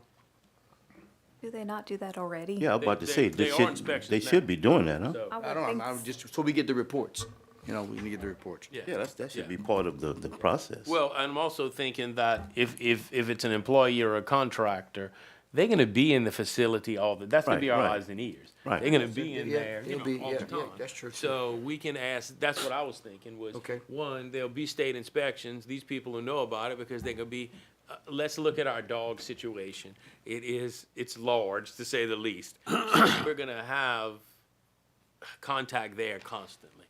Our person's gonna work 5 days a week, so they're gonna be in and out of there constantly. So I think that, if there's some forms that you want internally, if Right. there's some inspections that you want, we'll just make our employee do that. In other words, we'll meet the state regs, but, we can kind of have our person, which would be something I think good for them to do. So in the area that, here are your kennels, I think that they should be involved with being part of our checks and balances. Okay. Yeah, I like that. I'm saying for us to all be aware of what's going on constantly. Yeah, look, it's. We can't go every day, so I Right, think it's a contract, or whatever we choose to do, could be that's fine. Okay, good. Yes, sir. So I'd like to, I'm going back to the lady who came and speak at the last meeting and saying that in any foreseeable, future, that no matter how many kennels you have, they will always be full, and know how many animals we're forced to euthanize, there will always be animals ready to fill those spots. To me, 40 days is too long. I would go back to my original, thought process was 30 days to just continue making strides to keep the dangerous animals off the streets and protect our people a little more efficiently, and get the process going and hopefully the spay and neuter investment will reduce the populations. And then if and when we're ever blessed to have that situation, whoever's in charge could revisit it if they had more, to give more time, if possible. But whatever we can do to get more animals off the street and protect our citizens more efficiently from dangerous animals is my goal. I knew that would be the biggest discussion we would probably have tonight is that time. So I put 40 days. I kind of met in the middle of what I had put last time, of a big range, and said, okay, we'll just go from there and talk about it. But a little plug and a quick little prop. Our spay and neuter program is ready to go. We have a couple of vets who are going to honor this and do it. And so this will be launched very soon through social media. They're embossed, so you can't, you can't go run your own, and you don't have a city stamp, so it's not going to work. But anyway, this will get launched. We have $20,000. It is a small start, but it's a start. So while we were talking, I just wanted to say that here's our voucher, and our clerk has worked hard on this, and I think it's a good little project. So it kind of goes in hand with Right. what we're doing. Thank you for pushing that through. I think we'll get us 7 animals. So I'll just to add to that, again, if we're gonna be paying for a full-time dog catcher, and if if we fill the kennels and we don't have any more room, and there's no, those extra 10 days or so, he won't have much, that person will not have much to do once we fill the kennels. If that thought process is correct, that the kennels will always be full. I'm just looking to expedite the process and get our money's worth for the amount of money that we're investing. And again, I'll continue to say that I think we would all agree that our responsibility is public safety first, and we can love the animals after that, but we have to protect our citizens. And loose dogs are dangerous to car traffic, bicycle riders, kids, elderly. People are not paying attention too much on the phone. People are vulnerable. So whatever we can do to protect the public is my position. Okay. Anybody else?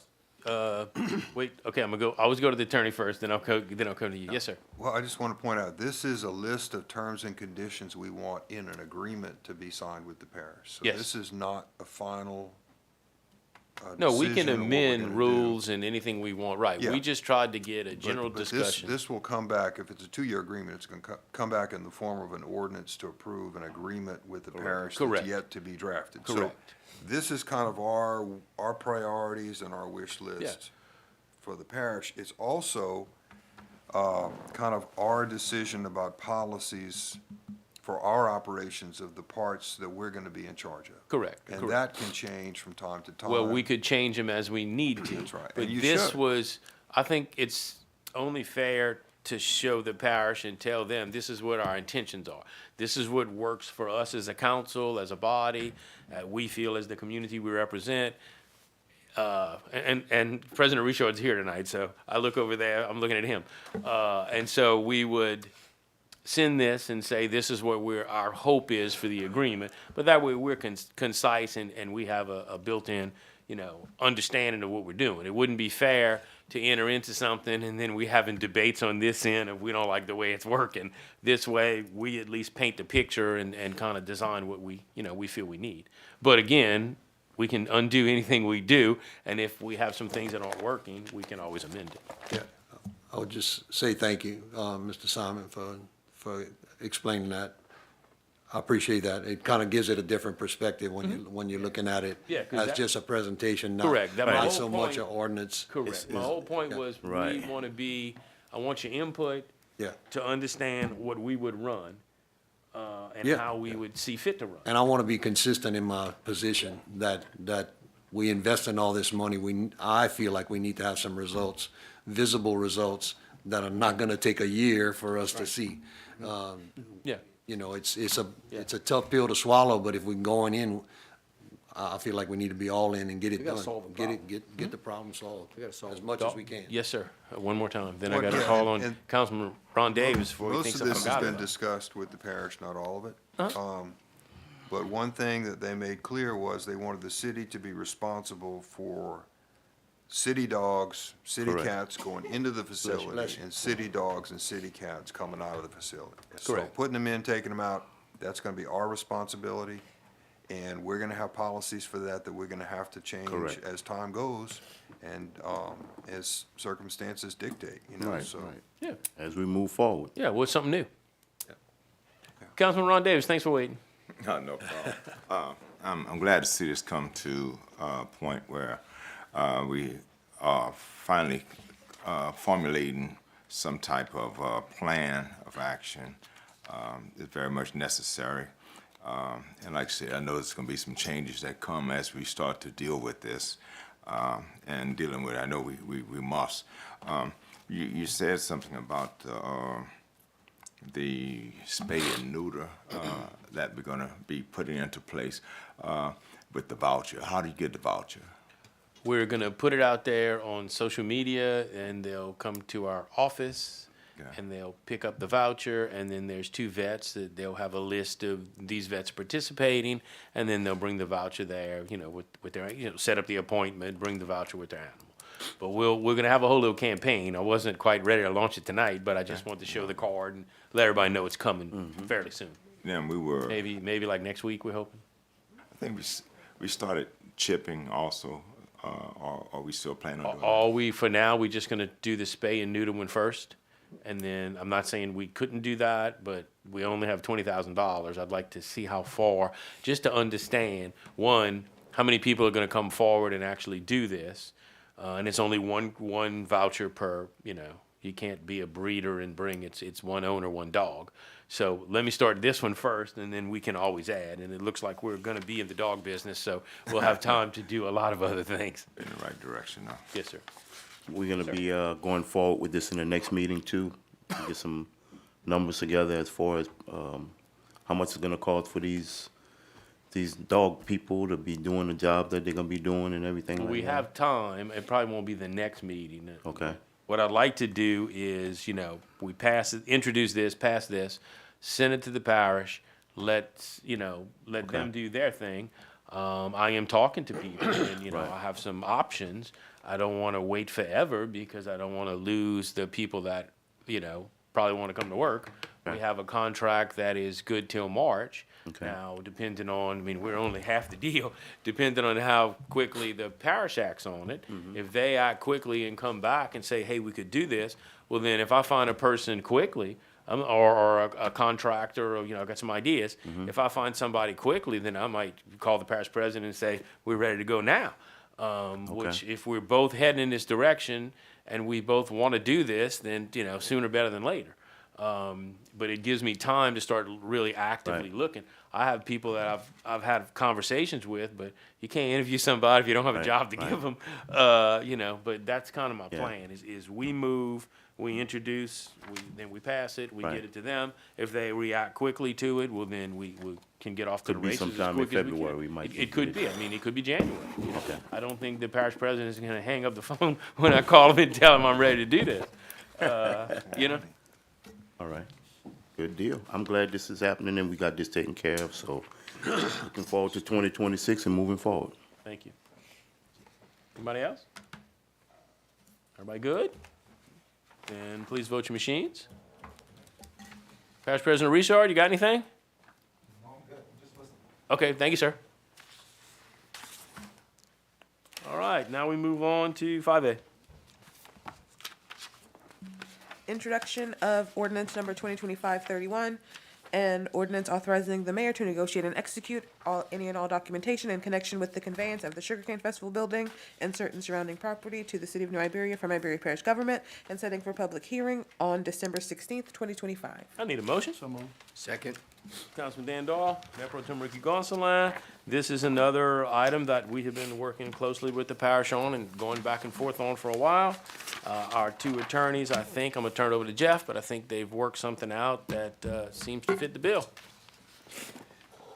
I've been talking to Ian Alpha at the DA's office, and I want to thank him in particular for working on this, because this is not a simple No. project logistically and physically, and it's certainly not a simple project legally, because we're trying to transfer property before we have the money that we're going to spend to build the improvements that we promised in exchange for transfer of the property. So this has been going on for some time. There was an Attorney General's opinion request from the District Attorney's Office. There was an Attorney General's opinion that was written. And I've worked with Ian and tried to figure out how we do this within the bounds of the law and within the bounds of what's practical. I think the parish has been working to get this done. We've been working to get this done, and the fine tuning of the agreement happened kind of this afternoon. I put together a little package, and I know Laney copied stuff too, but there's a bigger map in the Right. packages that I gave you all. And I just want to tell you what we're talking about here. There's an area of the city park that is parish property that has been listed for many years, at least for many years by the city, and it's now on a very short-term lease. We could get terminated at some point. And that property extends from Parkview Drive to the Bayou, and then from Dorima subdivision on the east to the existing old park property on the west. And it's generally shown on this plat that we have right here. So this is the big area of the park that's actually been owned by the parish since the 40s. What you see on the plat, they've got some buildings drawn in and some of the buildings are not drawn in. Parcel A, which is the large piece, which is 11 acres. On the north corner of Parcel A is the Sugar Cane Festival building. It's there, even though it's not on the map. That area would be transferred to the city, so the city would own that area after this agreement's done. Parcel B, which is on the east side, eastern corner, is the Armory building, which is leased by the parish to the National Guard, and that would stay parish property.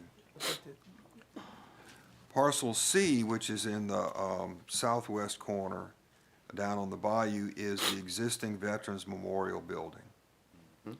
Parcel D is an area in our old city park that is used for access and parking for the Veterans Memorial Building, so we own that now.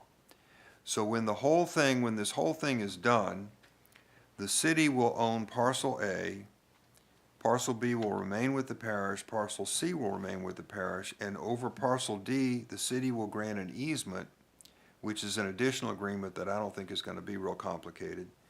An easement that will guarantee the parish access to the Veterans Memorial Building through the city park. So they'll have access and they'll have parking on Parcel D. And the surveyors, Sellers and Associates that were hired by the parish drew this big old plat here. So these are the parcels that we're talking about. Basically, the parish agrees to transfer that property to the city, reserving those two parcels and receiving a servitude for the access to the Veterans Memorial Building. The city agrees to make certain improvements to the property and then to operate and maintain all of this property for city and parish residents. Now, this has always been open to parish people and city people while we've had it, but we agree to operate and maintain this property. The big item here is the festival building. We had an appraisal done of the festival building, which I think came out with a negative number after you put in all the work that would have to be done to rehab that thing. The city has agreed in this agreement to spend $2 million, at least $2 million on renovations to the building, and the design phase is supposed to start in the spring, I think in May, and or when we get capital outlay, whichever comes first. Well, we actually have the money for the design phase. In other words, the minute it's transferred, we have the $500,000. We will immediately bring a contract for our architects to get on that. So that will happen quickly. And we have a little over $1 million in our budget that's already been approved, that is real cash. We have that for our match. Okay. The only thing we have to wait on is our $3.1 million for capital outlay will come next year. I can't spend the match until I get that money, but we have $1.5 million already. So when you hear the $2 million number, don't panic. We have most of it now. And as soon as our capital outlay hits, we'll have 3.1 million more. And the way we had to do the agreement under the Attorney General's opinion was we can't have an irrevocable transfer of the property until we do what we're supposed to do. So what we have is a transfer of the property, but if we don't spend the $2 million as we agreed to, and it says we're gonna start in May, I think it is, until we spend that $2 million, if we breach that agreement, this agreement can be revoked. It's still a parish. So, what's that? still be the parish property. It'd be parish property, and they're gonna take it back with whatever improvements are on it at that point. So we shouldn't start this until we know, we have the money coming, because we could lose this whole deal. And that's, under the law, a revocable transfer is the only way to do it. I guess there are two ways this could have been done. We could have said, all right, the transfer of the property is gonna happen when we have the money. But we can't get the money until we have the property, so that was not practical. The other way to do it is the transfer of the property happens, but if we don't get the money and spend it as agreed, it can be revoked. And that's the best we could do. So, there's a risk of taking on this project. The commitment that we've made is the 2 million. We have not made a commitment in this agreement for the additional money, for the additional improvements in the additional phases of the project. So, the transfer is irrevocable once we make that commitment. After that, we still are obligated to use the property only for purposes that we've agreed to, and they can go to court to force us to use the property for those purposes. This is a transfer of real estate.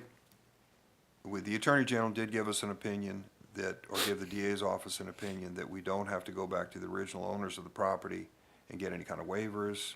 We're just dealing with the parish on this. But the parish has to authorize this. We have to authorize this by ordinance. So we're starting the process by introducing this today. I don't know what the parish's schedule is. That's totally up to them. They didn't get the final version of this afternoon, until this afternoon, because we didn't come up with the final version. We didn't get it till tonight.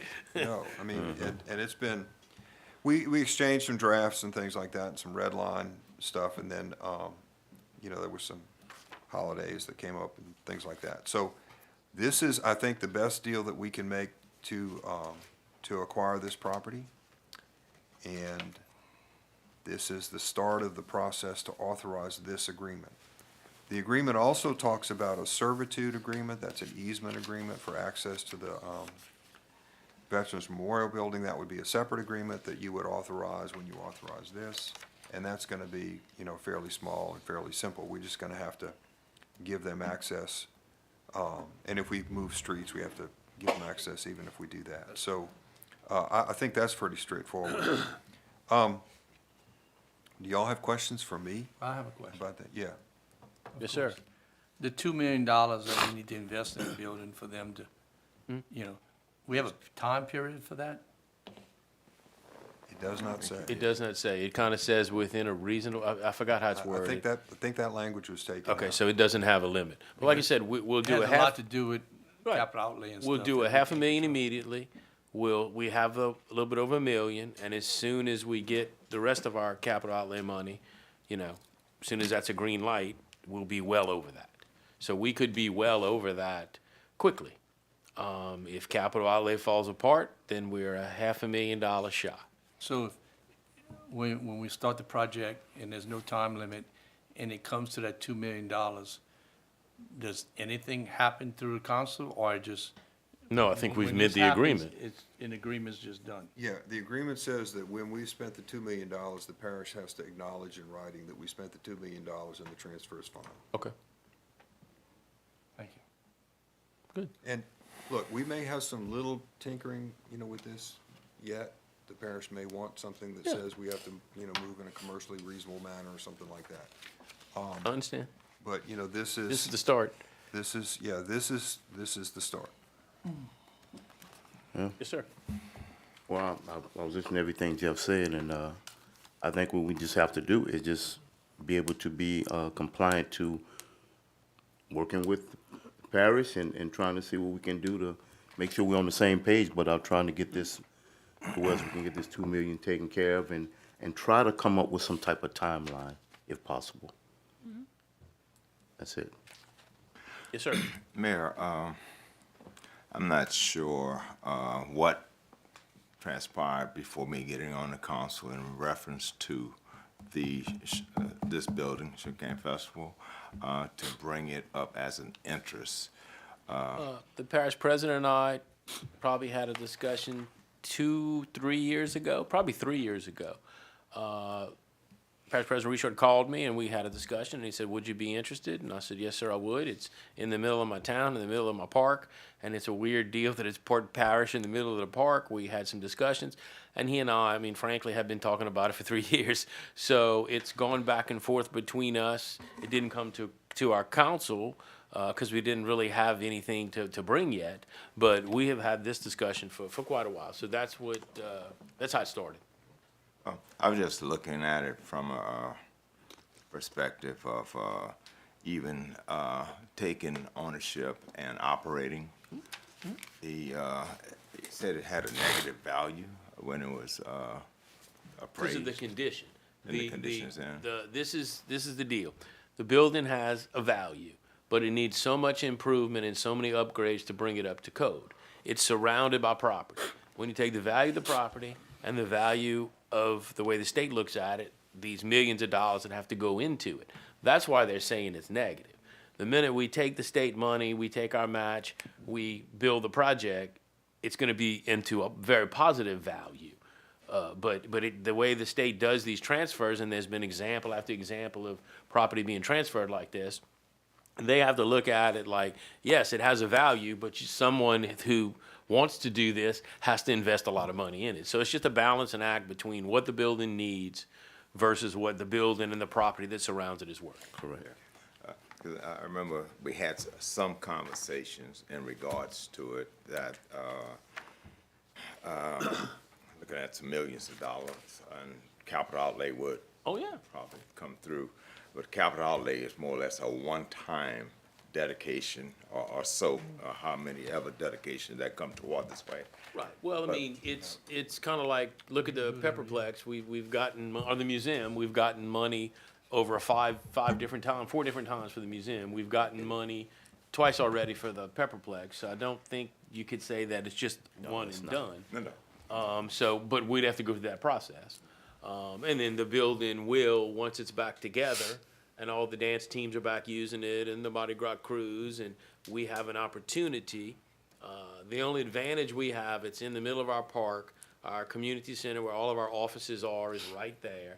So it's gonna be run by the park. So one advantage is, we already cut grass in that area. We already maintain, the Devil's Pond. We dredged it a couple years ago. Right. We've done improvements in the dog park. We've done stuff. So the one advantage we have is it'll be in our system, but really in our system in the middle of our park. So yes, we have to make sure that it rents and do things to promote it, but we don't have to have much of a staff increase because we're already there. Already was doing it. We're already doing it, Yeah. And we already rent the Slyman, we already rent the Correct. gym, so we're kind of in the rental business. Have we looked at, I know it's a sizable building, Oh, very much so. and I'm familiar with the electrical I there. know where you were heading. That's your brain. I mean, you're the Clico Everything's guy. where Yeah. utility cost is going up. Oh, yes, we have looked at that, and we will continue to have to monitor that. Now we'll have brand-new air conditioners, and some brand-new electrical that'll be more efficient than what's there now. But, oh, yeah, that's a big part of it. I was just, since I've been on the council, I've seen where we looking at even the dog kennels as an increase to our budget. Oh, yes, sir. I see we have insurance that we're having to deal with now. Mm-hmm. It's just like your private, no offense, the world we live in right now, Oh, yeah. everything is more Yeah. expensive Insurance is and going up and will all of that. And- only continue to do that. Well, what I didn't don't want to see the do end in is sight. get involved where we have to, let's say, even for the idea and the expense of managing it, that we have to come back even from a tax point of view, because our taxes are already, somewhat excessive, so, just food for thought, Yes, sir. Because we still have to manage Agreed, the city, agreed. Jeff, you had your hand up? Well, yeah, I just wanted to point out, we've taken on a number of projects where buildings were in terrible shape, and we managed to do things with state money that we wouldn't do with city money, and the private Right. people wouldn't do with private money. I'm thinking of the Evangeline Theater, which is the old slime and the old Evangeline Theater. When we walked through that thing before it got donated to the city, you could see the sky through the ceiling. and the floors bounced. I mean, that was awful. And then next door, you have the sports center, you know, that's now the museum. That was, you know, state money. And those projects, we got the money to do those over several different administrations. And it made sense because we were able to get the money. If we don't think we can get the money, this makes no sense. But if we think we can get the money, it's an opportunity. And that was in a historical district too, part of that money too, that got for that. It's just state money though. Yeah. Yeah. Yeah, that was $800,000 that we put into that old movie theater. Oh, and we put millions into the museum. We were on our fourth project. We were talking about that yesterday. We were on our fourth project with the museum, and that has been, you know, a lot more than $800,000. Yeah. Well, and it attracted other donations too. Yeah, definitely. My main focus was on the operations I of understand, it, sir. you know. Point well taken. Anybody else? Any other discussion? Everybody good? Then please vote your machines. Thank you very much.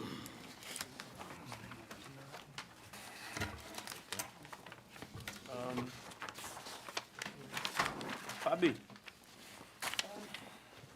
Introduction of ordinance number 2025-32, an ordinance amending and enacting section 38-60 of the City of New Iberia Code of Ordinances related to gross penalties for gross littering of tires and setting for public hearing on December 16th, 2025. I need a motion. Second. Councilman David Merrill, Mayor Pro Tem Ricky Gonsalas. This is the one that I was kind of referring to earlier. Yeah. Right, correct. We have really upped the fines because we followed what the state has recommended and what they do. So we're basically just bringing it up to state law. So questions, comments? Just going over some pretty Good questions. steep fines. Yeah, we did a motion. Yeah, we did a motion. Yeah. Yeah, we did a motion. They'll get the message. David and Ricky. Yes, sir. Like I said, looking at it, some pretty steep fines, and I guess that's from state, federal guidelines. How will we advertise this? Because I'm sure whenever anything happens, it will be shocking. How will we advertise this, that these changes are being implemented? This will be another one we'll use social media, because I think we're gonna have to, just to let people know. And then the first time we have, this is tire dumping, this is against the law, this is something that we They have get a been warning. pushing. I'm looking for a poster child, not a warning. Well, I think. In other words, if somebody, yeah, but if somebody, I don't think I wanna do that. In other words, if tire dumping's illegal, we spend one year we spent $70,000 picking up tires. We spent a ton of money picking up tires that people have dumped. And there's all of these, if we can catch them between our crime cameras and having this in place, I want to smoke them. I think that if you're going on private property and you're dumping tires, I think you should get this fine. And I think we should make a poster child out of the person that gets it. Yeah, I think Is my attitude, because you're breaking a law. This is not like the tire shop that we're trying to help or hurt a business. This is somebody who's a criminal who's dumping tires on Well, private property. You're right. I might have been misspoken. I know sometime when I'm gonna go to fishing, Yeah. and they change the regulations in the middle of the game. They'll come to you and say, hey, dude, they might not say dude, but they might say, hey, sir. I understand. The regulation changed, just to let you know, Right. this is your warning. Or if you go to the guy with the tires, say, hey, we got a law, he didn't know about it. Within 24 hours, they gotta be gone, or you can be cited. I'm just. Yeah. Because some people might not know. I mean, they'll know as soon as the first one gets fined, I understand that. Yeah, I just think that they know they're littering. They know they're taking tires and throwing them out the back of their truck on somebody's property. Oh, Yeah, yeah, You know. I think. We I have have to, no we have Yeah. to enforce putting it out there enough for them, so. Yeah, well, but like I said, we will, we air our meetings, everything's public. Between TV and social all of media, that, we yeah. can definitely do something to get it out there. And we did, we rented billboards, which we could do again. Yeah. We rented billboards, which I think that's did good. to stop when we decided that we were gonna not put up with people putting stuff in our drains or making a wake in that damaged property in a flood condition. So maybe the other thing we do, I say social media, but maybe we rent a few billboards too. or maybe put some kind to the tire shops that's legit give them the information to let people, if you take any tires away, to save $5. That's a good idea. Well, we're gonna have to contact the tire people anyway, so we'll send them both of them. Yeah. We already said in the first one, we were contacting the tire people about the new tire storage, so that's a good We point. did that with fireworks.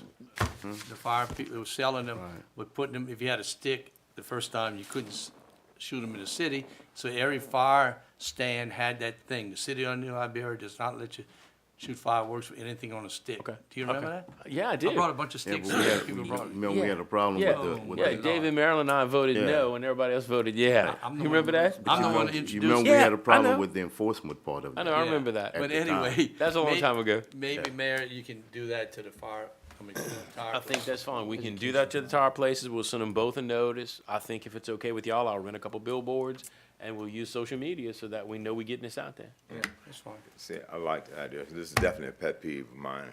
Well, yeah. My area is plagued with it. Yes, sir. I mean, it's just, I know the $1,800 that we're speaking of on a fine. Which is is state far law now. beyond, but it's far beyond what a cost of littering, you know? Oh, yes, sir.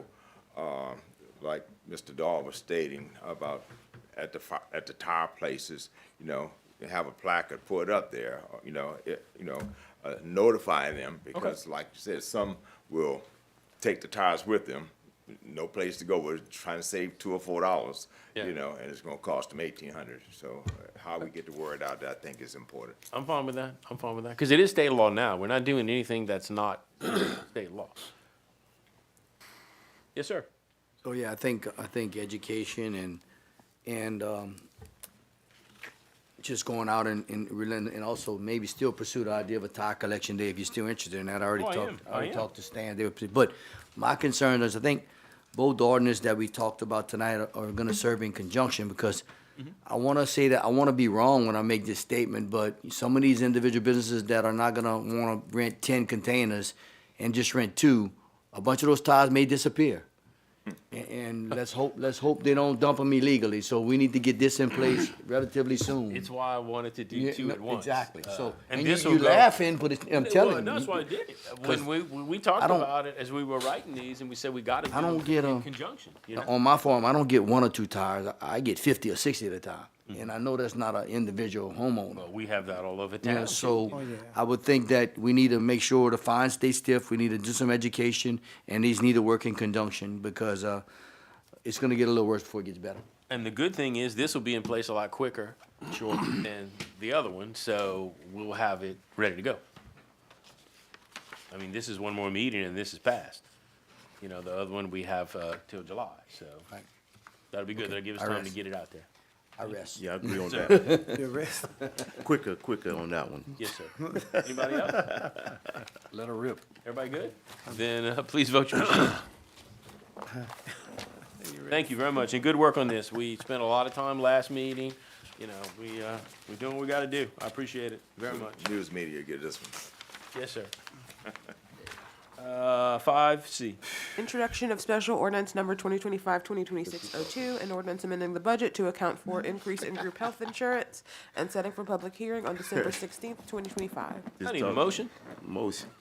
Councilman David Merrill, need a second. Second. Councilman Troy Como got that one. This is just due to some health insurance costs going It's up. talking about that too, huh? Yeah, yes, sir. So, Mayor, it looks like it went up like 7%?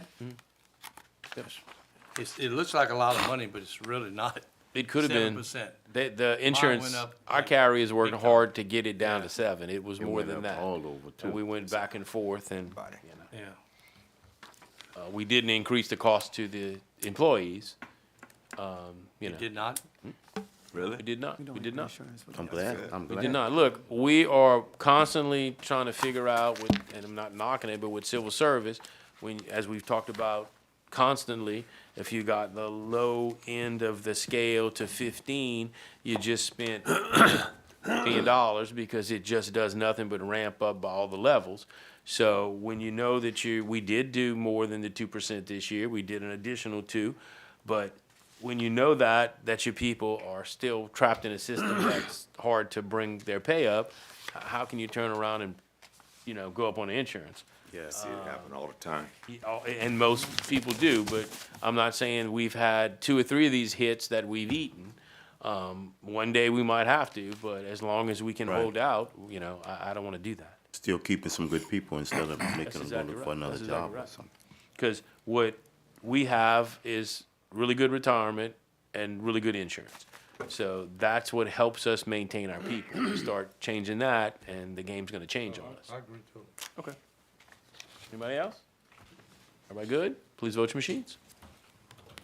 Thank you very much. 5D.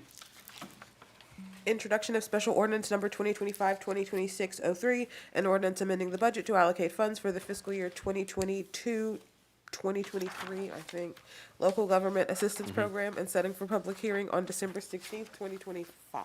This is our LGAP money, and we are changing it, and we're actually, the park has been the stepchild when it comes to vehicles. Every single department, when it got rid of vehicles, they went to the park, okay? And it shows if you look at some of their vehicles. So we are actually buying a couple of vehicles this year in the budget you've already approved, and we decided to change this truck allocation to the park. So I am trying to upgrade their fleet because, you know, Heather's been wonderful to take anything we gave her, but she has struggled at times. At some of the vehicles we gave her were really, you know, on their last leg. Questions, comments? I need a motion. Move. Second. Mayor Pro Tem Ricky Gonsalas, Councilman Ron Davis. Any discussion? Please vote your machines. Thank you very much. All right, Councilman's announcements. I'll start on Councilwoman Brooke Marquette. Okay, I just wanted to let everyone know that registration for Evangeline Little League is now open. They opened it up today, so you can go check out their Facebook page, and they have a link to sign up. That's it. Thank you. Only thing I have to say, for Thanksgiving, the community meal went real well. We give out 1,000 meals at the West End and at the other areas. So, I mean, people came out. You'd be surprised, the people that need meal on that day.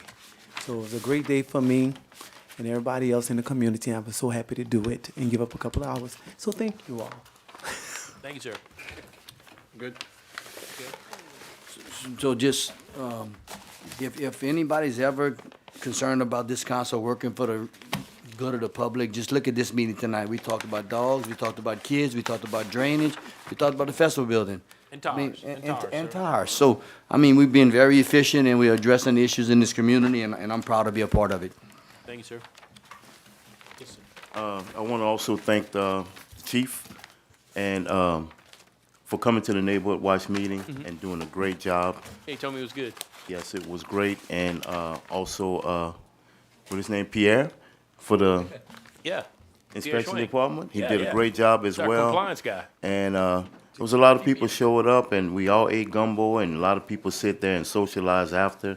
And they were glad for everything that went on that evening. It was a great event. Thank y'all very much for coming out and being involved and letting the people in the community know that we are out here answering their questions and want to do what we can to make sure that they get their stuff taken care of.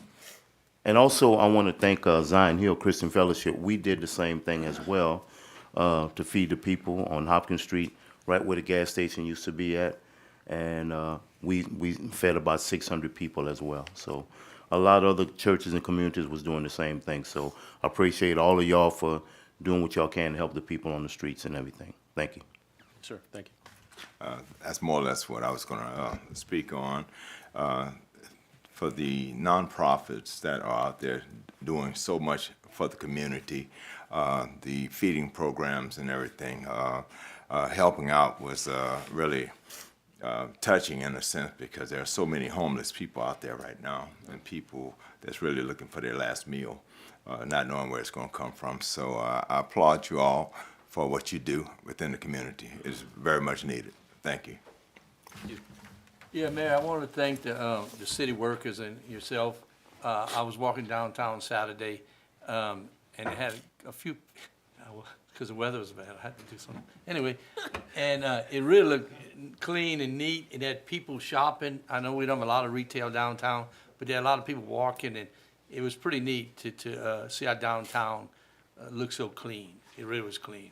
So I want to applaud the city workers for keeping that up.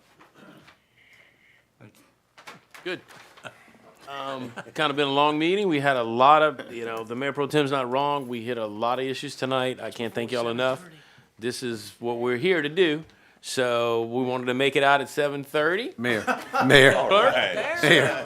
was her wish. Mayor, we still have 5 minutes. We have 5 minutes though. We could talk. I And could you talk gotta for speak up 5 more. minutes. Oh, I could do No, that. can you remind the community about the Christmas parade?